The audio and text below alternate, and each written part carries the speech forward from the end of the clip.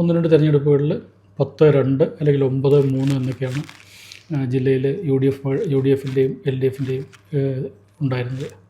2021 തിരഞ്ഞെടുപ്പിൽ CPM L D എഫിന് ജില്ലയിലെ 10 മണ്ഡലങ്ങളുണ്ടായിരുന്നു.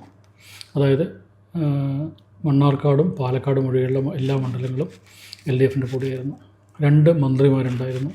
തൃത്താലയിൽ MP രാജേഷും ചിറ്റൂർ K കൃഷ്ണൻകുട്ടിയും. കഴിഞ്ഞ തിരഞ്ഞെടുപ്പിൽ MP രാജേഷ് തൃത്താല പിടിച്ചെടുക്കുകയായിരുന്നു. അതിനുശേഷം അവിടെ ഒരുപാട് വികസന പ്രവർത്തനങ്ങളുണ്ടായി, ഒരുപാട് ചർച്ചകളുണ്ടായി.